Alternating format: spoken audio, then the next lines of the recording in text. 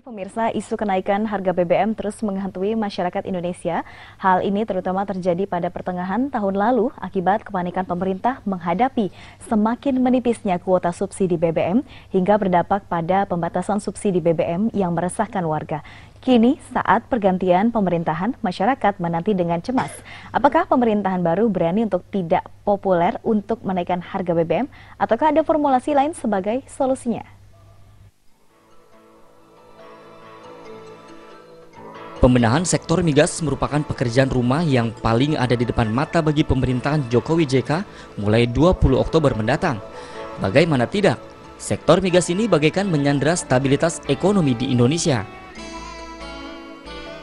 Harga produk ini di pasaran dunia yang sangat rentan bergolak membuat komoditas migas menjadi primadona untuk mencari keuntungan spekulatif. Sementara pemerintah sebelumnya juga tidak berani melepas harga BBM ke pasar karena pengelolaan komoditas ini dimonopoli oleh negara sesuai amanat Undang-Undang Dasar 45 hingga mempengaruhi hajat hidup orang banyak. Jokowi JK pun punya jurus sendiri untuk menghadapi tantangan ini.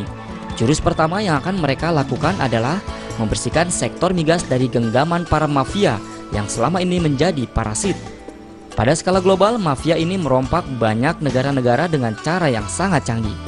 Mereka memanfaatkan pertarungan geopolitik antar negara untuk mengeruk keuntungan.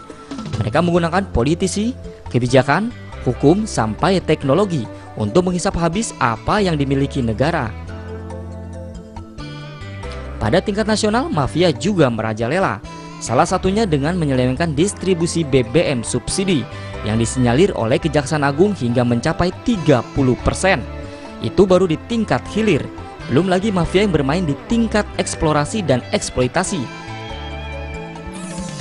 Hal lain yang menjadi pekerjaan rumah Jokowi JK adalah bagaimana meningkatkan performa PT Pertamina pasca ditinggalkan oleh dirutnya Karen Agustiawan, hingga BUMN ini dapat bekerja optimal sesuai dengan visi misi pemerintahannya. Tantangan berat sudah menanti di awal masa pemerintahan Jokowi JK. Apakah mereka kuat menghadapinya dengan melakukan berbagai inovasi, ataukah akan tenggelam dalam kebisingan politik di tengah-tengah pemerintahannya mencabut penuh subsidi atas bahan bakar minyak? Tim Liputan, JAK TV. Pemirsa, pemerintahan baru yang ditunggu-tunggu oleh seluruh masyarakat juga diharapkan dengan adanya kebijakan baru pula yang pro rakyat. Seperti apa? Salah satunya yakni kebijakan terkait dengan politik migas di pemerintahan Jokowi JK.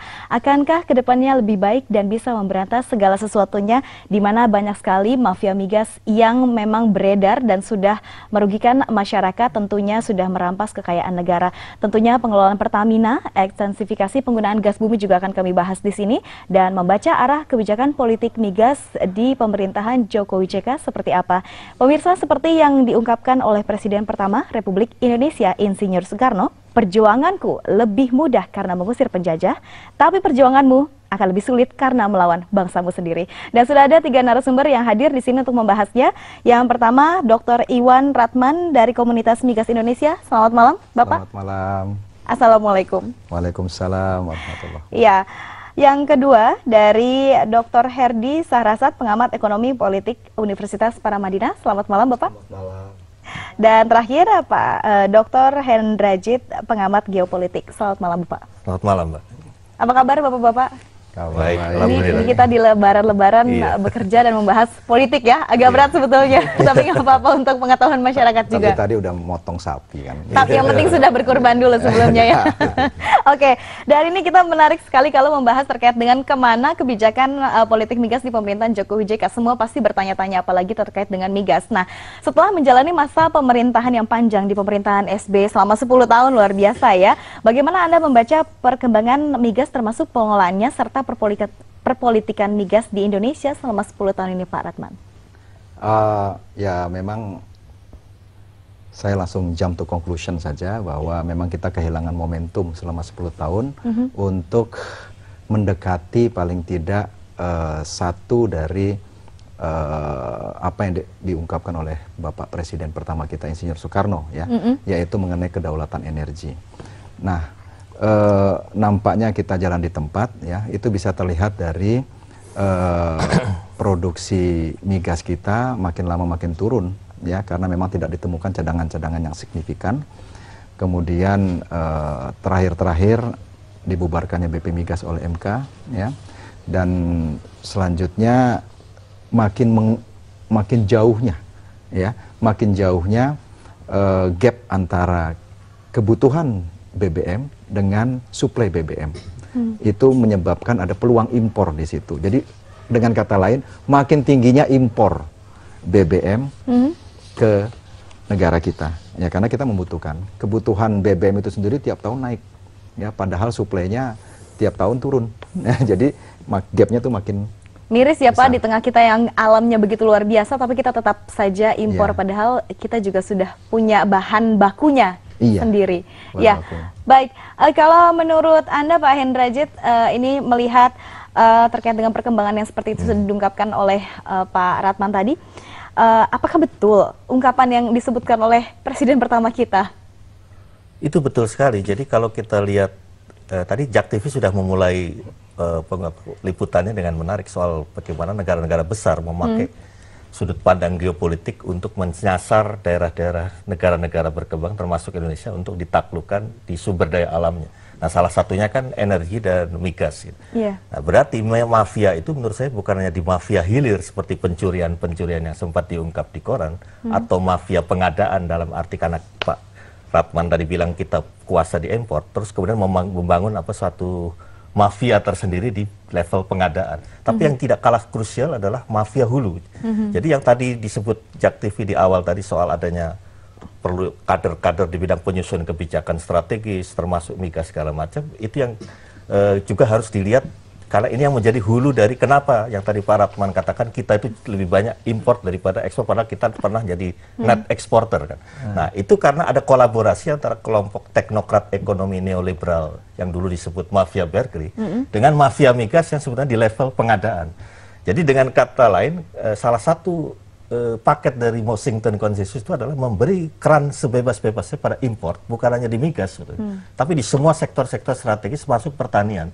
Kita kan import juga di pertanian, di bidang-bidang strategis lainnya juga import. Banyak ya kita import. Nah, itu yang kemudian melahirkan daulat migas kita dalam bahaya, sehingga karena kapasitas kita yang 830 barel per hari atau katakanlah 950 sementara nggak sampai. Kebutuhan kita itu adalah 1,5 juta. Nah, itu yang kemudian diimpor. Tapi persoalannya apakah impor itu karena by accident atau emang by design? Saya melihat itu by design, karena beberapa contoh ketika Pertamina mengajukan satu proposal untuk pembangunan kilang baru, mandeknya di lapangan Banteng di Kementerian Keuangan karena menurut alasan mereka fiskal, tapi sebetulnya menurut saya itu by design, karena memang import itu harus didorong terus, dikondisikan terus dengan dasar kita langka dalam kapasitas produksi, sehingga kita tergantung kepada dunia luar. Ini bermulanya dari mana sih, Pak? Awalnya bisa terjadi seperti ini? Karena Amerika dan negara-negara Eropa, terutama Inggris apa yang disebut the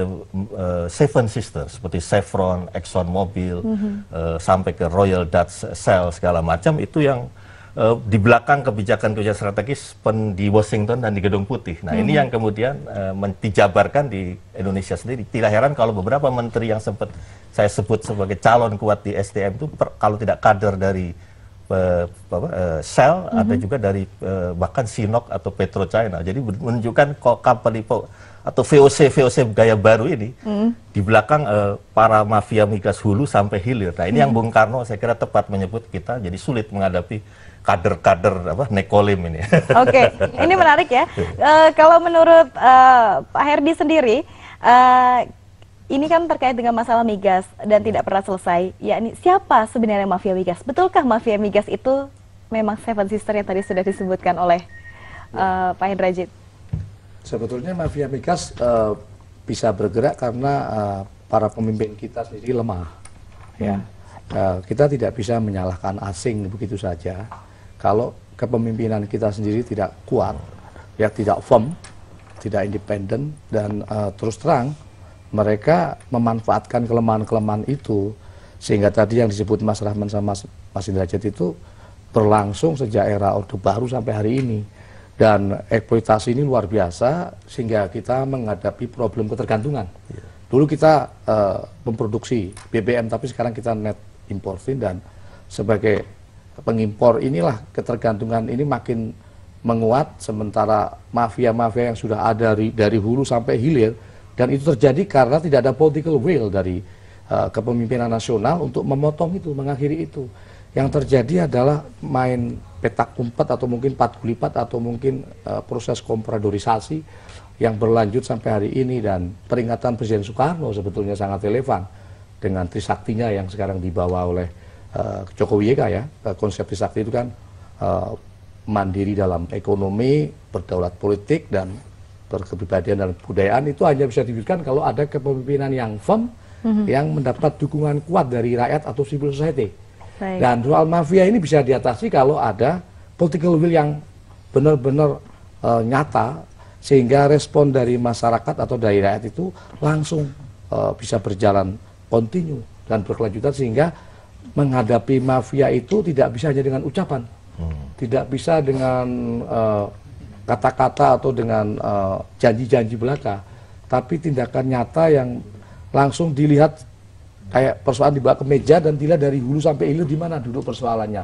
Nah, itu biasanya selama ini dari kepemimpinan 10 tahun SBY kelihatan Pak SBY lemah di situ, tidak mampu, sehingga tadi gap antara supply and demand makin meningkat, dan tidak ada pembangunan kilang minyak, tidak ada. Padahal sebetulnya kita mampu tidak sih Pak? Mampu, saya kira mampu, dan kita bisa bekerjasama dengan negara-negara OKI yang menjadi sumber penghasil minyak untuk membangun kilang minyak di Indonesia. Misalnya dibangun di Indonesia Barat, Tengah, Timur, itu akan memudahkan mata rantai untuk suplai ke daerah-daerah. Baik. Baik, nanti kita akan lanjutkan lagi terkait dengan pemimpin yang lemah, political will yang seperti apa yang diharapkan. Dan saya juga spektakuler dengan ungkapan dari Pak Soekarno, dia sudah bisa memprediksi dari dulu ya, bahwa visioner. Kita justru dijajah oleh bangsa kita sendiri. Saya saja sampai melihat memang mungkin sepertinya seperti itu ya. Baik, kita akan lanjutkan segmen berikutnya. Pemirsa, jika Anda juga ingin bergabung bersama kami, bisa langsung di 021 515 5111. Kami kembali sesaat lagi.